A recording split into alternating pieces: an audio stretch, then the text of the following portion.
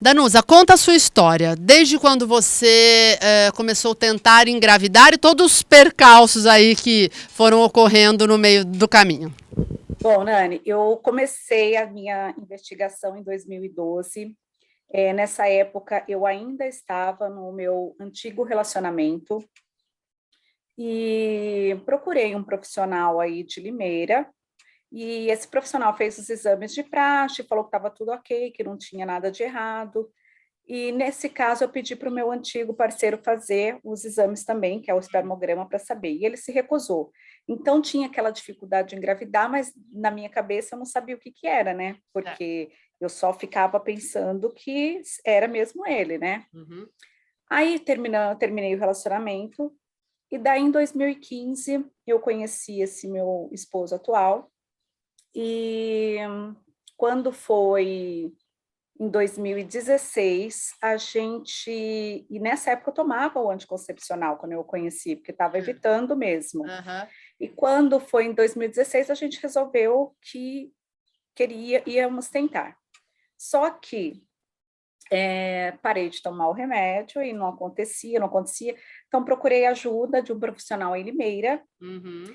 que já marcou, pediu alguns exames também, aqueles exames de rotina, e já marcou de cabeça, assim, uma inseminação. Certo. A inseminação, Nani, é aquela que ele colhe o esperma, introduz ali perto das trompas, e o nosso organismo tem que fazer o trabalho de puxar, né, Uhum. sugar, percorrer, encontrar o óvulo e fecundar no útero.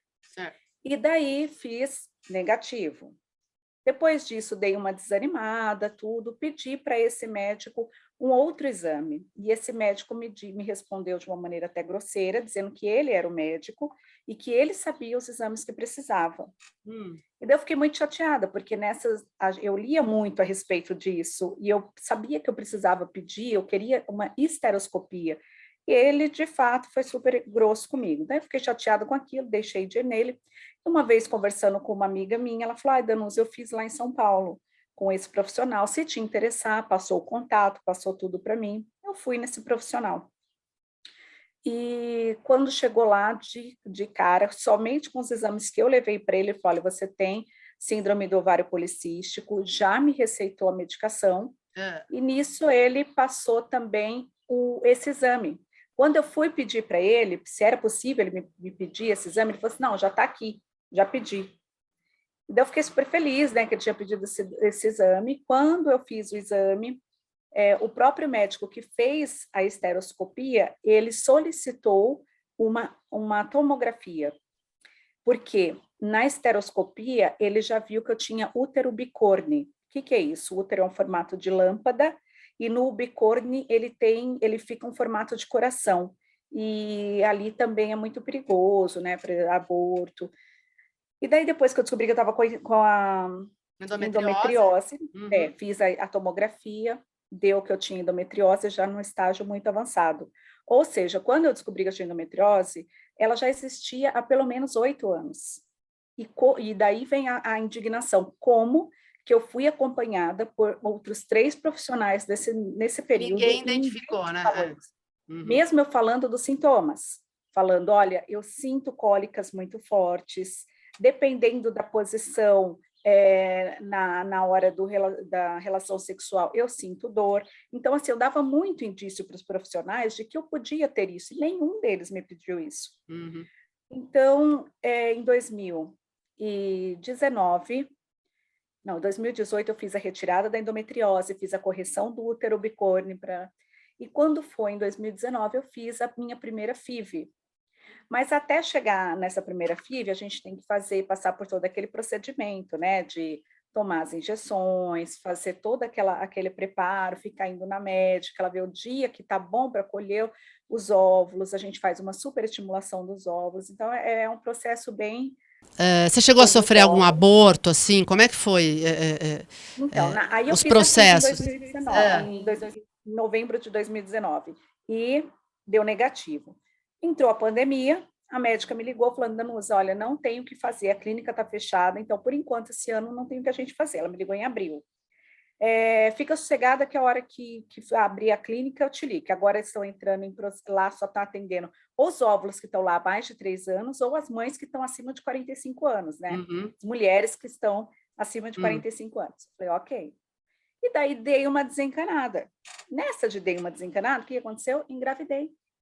Naturalmente, sem nenhum tratamento, sem nenhuma medicação, em junho de 2020. Mas, infelizmente, em setembro, eu sofri o aborto espontâneo. E daí tive que fazer uma outra cirurgia em setembro, mês final de setembro, para retirada dos restos que ficou, que não, eu não fiz a curetagem, eu fiz uma cirurgia mesmo, que é uma pinça que vai lá no útero, tira só aquele pedacinho que ficou. E daí minha médica falou, não, seu útero está ok, já ficou limpinho, não sofreu tantas agressões, vamos fazer a FIV de novo em novembro. Fiz a FIV em novembro e dezembro veio o resultado negativo. E daí eu fiquei muito mal mesmo, assim, entrei numa depressão mesmo, a ponto de precisar de psiquiatra, porque eu já fazia tratamento com psicólogo. É a questão da frustração, né? De não dar certo mais uma vez. Fala sobre isso, então. Aquela coisa. Não era o meu parceiro que me cobrava, muito pelo contrário. O meu parceiro super me apoiou em tudo, acompanhou cada processo, cada passo, mas é aquela coisa, nossa, a gente com a gente mesmo, não tem como explicar. É aquela cobrança de mulher, de saber que você não pode gerar, porque desde criança o que a gente aprende, né? Vai brincar o primeiro brinquedo que a menina tem, a boneca. A filhinha, né? A filhinha, o filhinho, né? E eu sempre fui muito assim, quis muito ser mãe. E então essa parte da frustração é muito forte em todas as tentantes. E o que é mais chato, Nani? Quando alguém pergunta, e aí? Quando vê um casal que está sem filho, né? As pessoas perguntam, e aí, como que é? Não vai querer filho? Mas para mim é o que eu mais respondo nessa vida, porque eu tenho 41 anos e eu nunca quis, né? No meu caso é um pouco diferente, nem sei se eu consigo, nunca tentei. Mas é isso, você não tem filho, Nani? Você não vai ter filho? É um negócio que irrita um pouco, né? Falam, né? Num ar de cobrança com a gente, a sociedade fala nesse ar de cobrança.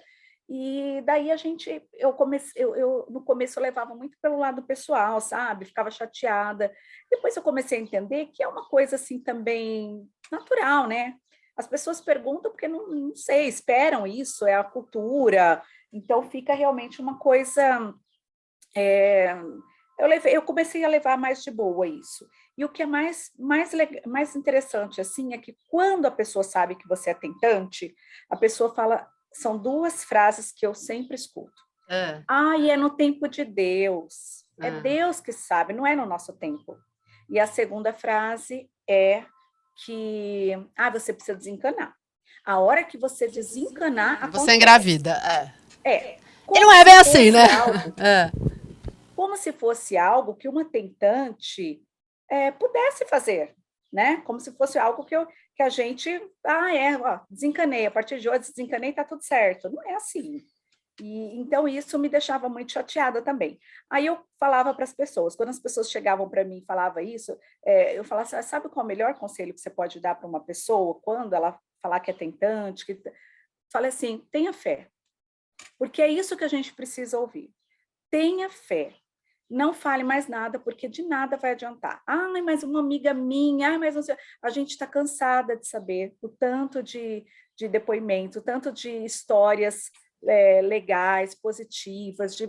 Então, assim, quem é tentante sabe de tudo isso. Mas e você hoje, Danusa, como é que você tá? Você falou que passou por um processo de depressão, de aceitação, mas hoje você está bem e continua tentando. Hoje eu estou bem, continuo tentando. Bem recente, há 10 dias atrás, eu descobri que essa endometriose voltou. Por quê? Porque eu fiz a retirada em 2018, a endometriose ela se alimenta de hormônios. Como nesse decorrer desses 3 anos eu fiz tentativas, fiz induções, então eu alimentei ainda mais essa endometriose. E a minha endometriose é um pouco agressiva, então voltou. Continuo meu tratamento continua lá em São Paulo, eu quis continuar fazendo lá. E tô na expectativa, só que hoje eu levo as coisas mais de boa. Eu precisei fazer exercícios de meditação, eu procurei uma formação em Theta Healing, busquei o reiki na minha vida, hoje eu sou, inclusive, reikiana. Então, essas coisas me deram uma paz, um alívio mental. Mas eu ainda tenho uma tentativa, né? Porque eu consegui congelar 3 embriões. Então, eu fiz 2 e tenho mais uma tentativa. E eu vou tentar, né? Mas hoje, como eu falei para você, para mim é algo bem mais tranquilo, bem mais de boa. Já foi aquela fase que eu fiquei realmente assim, muita noia, sabe? A gente fica assim, realmente lendo tudo, acreditando em tudo que as pessoas falam. Ai, faz isso que é bom. Ai, toma chá daquilo que é bom. Ai, tudo que as pessoas falaram para a gente fazer foi feito. Mas, infelizmente, né, eu acredito muito que eu entreguei, não vou nem falar para você que sim ou que não, digo que eu ainda estou tentando, e se acaso vier a acontecer, realmente vai ser um milagre, porque a minha endometriose é bem agressiva. Bom, Danusa, para a gente encerrar, vou encerrar até com uma frase da Ana Paula Padrão. Não sei se você viu no Dia das Crianças, ela fez uma postagem no Instagram dela falando que uma vida sem filhos não é vazia. Então, de repente, a gente tem que se apegar nisso também, né? Tem coisas que são possíveis pra gente, outras coisas que não. Mas, no seu caso, eu tenho certeza aí que, de repente, a gente pode fazer uma outra entrevista daqui a alguns meses, você trazendo uma boa notícia, não é?